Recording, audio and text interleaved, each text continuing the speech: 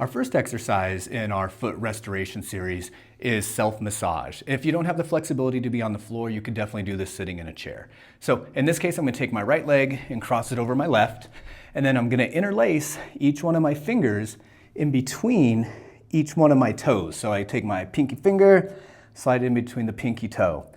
I'm gonna do that, and I like to grab my fingers so I can really get it in there. If you've never done this, your foot fascia may be extremely tight and you may not be able to get your fingers all the way, so I'm saying webbing to webbing. So the webbing of my fingers into the webbing of my toes.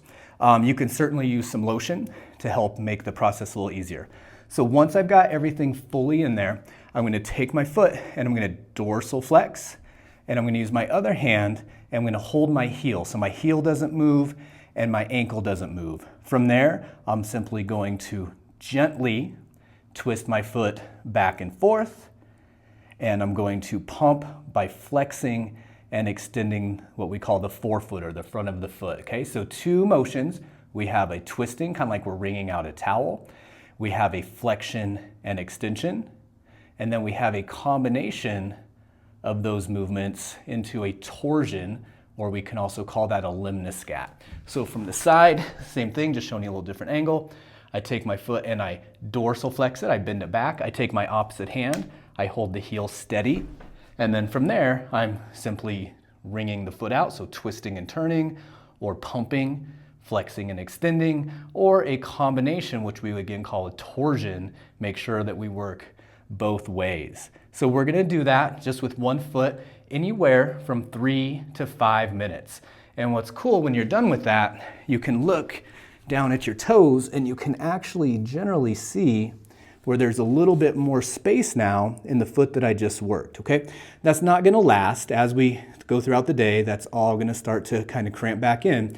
But imagine if you were doing this most every day and you could start to restore that natural splay and that natural arch just with a little bit of self-massage.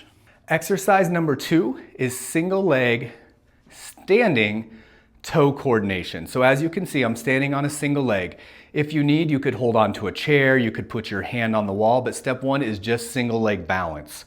Once you are comfortable balancing on a single leg, then we work the coordination, meaning I'm lifting my big toe, setting it down, lifting the other 4 toes.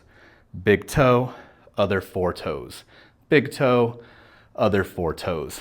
From the side, same thing, I'm standing on my right leg, lifting my big toe, setting it down, lifting my other 4 toes.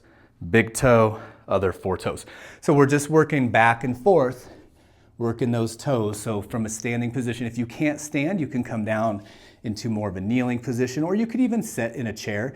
But the concept is I lift my big toe, put it down, other 4.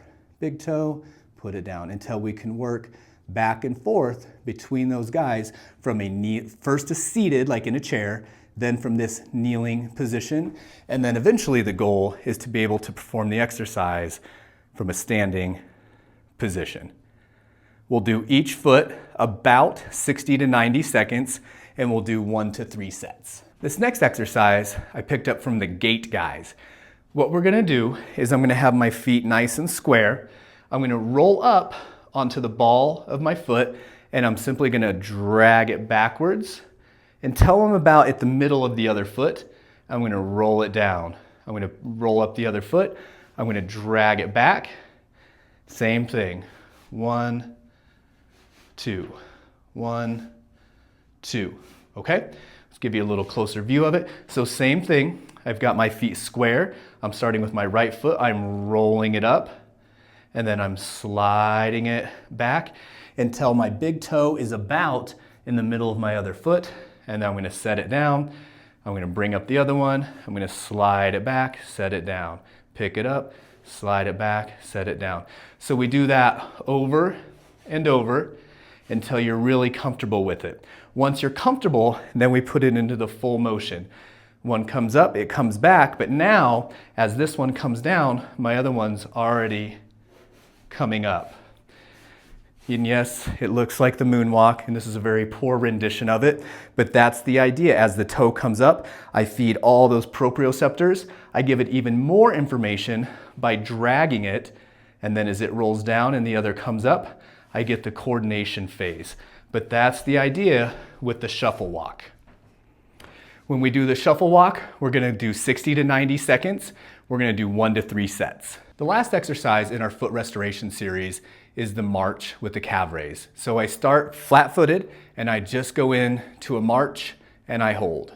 I set it down, march, and hold. So that's where we're gonna start, just like a little 1 to 2 second hold at the top of your marching motion, okay?